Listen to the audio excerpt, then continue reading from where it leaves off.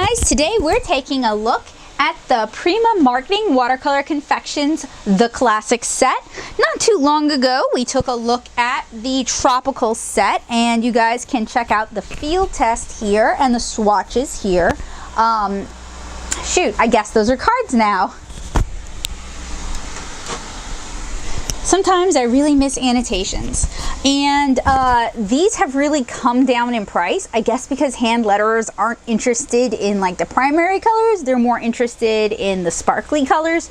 So the sparkly colors are still about $30, but these sets are $10 now, and you can find a link below to where you can get them on Amazon for 10 bucks. So we're going to go ahead and unbox this.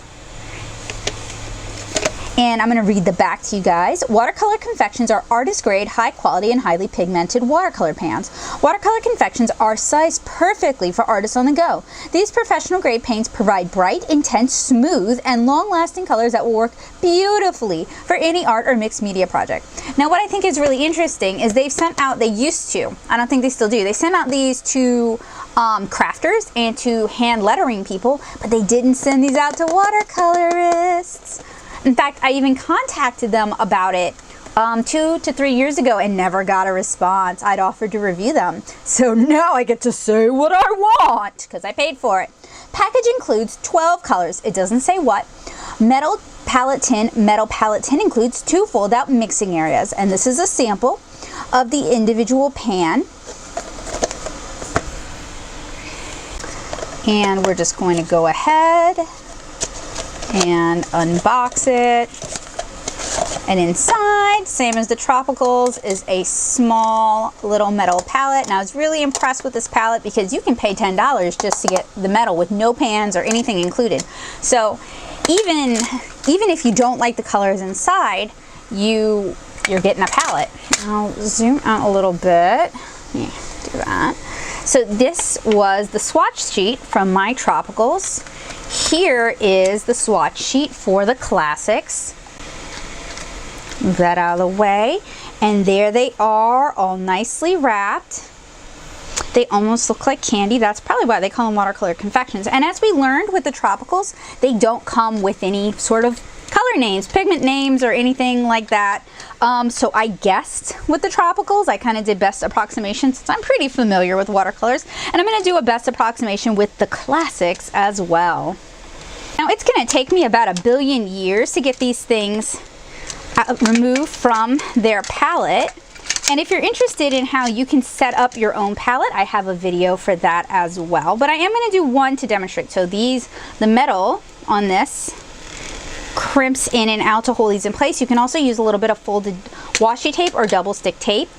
And they have numbers. They don't have names, not even like cutesy woo names like, I don't know, snowflake white or lemon ice yellow or like shamrock green. Like, so you don't even get that. I'm sure on the site they have those sort of names, but here in the package they do not. And you can see that this white, which is either a Chinese white or a titanium white, because that's kind of the most common white. White's included in watercolor sets. You can see it's got kind of an intense texture going on, which, I mean, it doesn't really make a difference. So what I am going to do off camera, because I value my time, I value your time, is I'm going to use a Sharpie marker that I will somehow produce, and I'm going to label all of the colors with their number because we don't have a name, and I'll check back in with you guys. Alright y'all, that only took forever to unwrap them all, and it only made a small mountain of garbage, but these are some really pretty colors. They are very candy-like. I mean, the top row and these look like Skittles. Please don't eat them. If they're artist quality, they probably have some toxicity to them, so don't eat them. So the very next thing we're going to do is we're going to get them all back in the tray, and I will demonstrate how to do that with the first row, and then I'll do the second row off camera since I value your time. Oh wait, I was actually gonna do a comparison with the, sorry about that. And I've been taking photos, and my backers are gonna have access to these photos. I might post a few of them to my Instagram, but no promises. So if you are interested in that, or you like my art, you want to see what I'm working on, head on over to instagram.com/nattosoup, and you can get a sneak peek at what I am working on for the channel. But my backers are going to get all of the photos. So you line them up in the tray is the easiest way I've found, and then you just crimp the metal in so that the tray is held tight. And that's why I like to use washi tape, because you can stick it down in there and it really won't move. This is gonna shift in transit because that little lip there isn't really big enough. And like we discussed in the other review, there's even room, not quite room for like a whole row like this, but if you put them this way, you could get in probably another 6 colors. So if there's like some favorites from another brand, you could sneak them in there. Or you could even put one of those little portable Sakura Koi water brushes in here, the super tiny ones that fold up really small. So I'm going to do the second row off camera. I just went and got a clean cup of water. Next thing that I'm going to do is I want to activate these pans, and I'll move all the trash out of the way. And we can do that a couple ways. We can use a brush to do that, or we can use an eyedropper of clean water and just drop some water on each pan.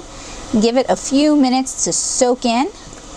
This is what I recommend you do anytime you're going to paint, because you're going to get the best color saturation this way.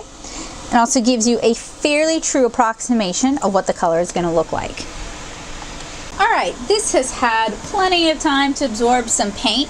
So I'm going to just swatch it here on the Classics sheet. In fact, I think the white absorbed all of the white. And what I want to do for the white, I think I'm going to do it last. I need to grab something that is waterproof. Aha! We have a Sailor Mitchell Ida.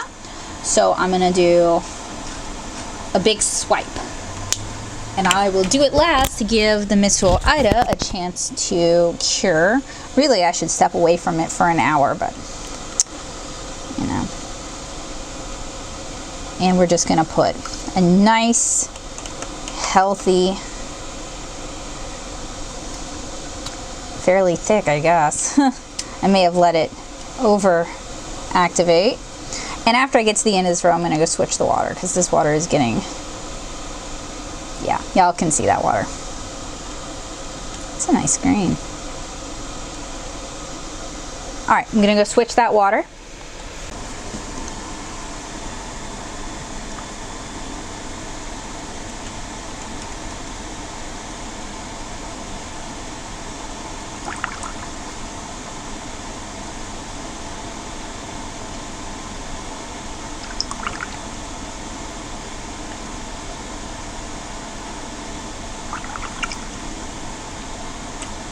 Alright, so every color has pretty much dried except for this green. It's being kind of stubborn, but I kind of laid it on sort of thick. So I'm going to take a stab at guessing what colors were included in this set.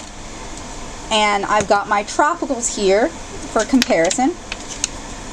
And I managed to get that wet. Awesome. So we have what looks like an opera rose. We have what looks, I want to say, like a cadmium or a scarlet lake.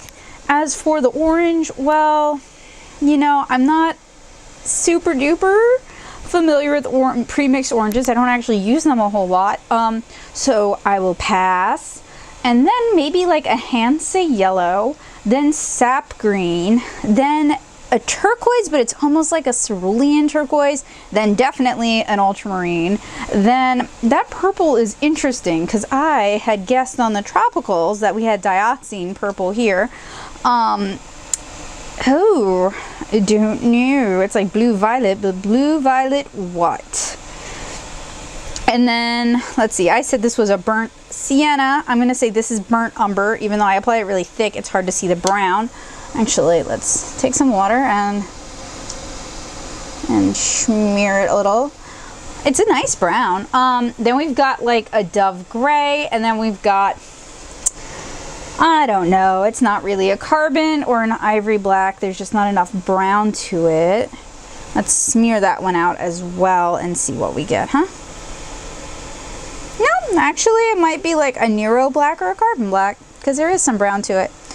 So I hope you guys enjoyed this unboxing and swatching, and I hope you guys will keep an eye out for the field test that should be coming up really soon. And if you enjoy these sort of videos, if you find them helpful or useful, there's a few ways you can help me out. One, you can head on over to patreon.com/natosoup and support my work financially, because these reviews are expensive and I pay for this stuff out of pocket. I don't have any sponsors whatsoever, unfortunately.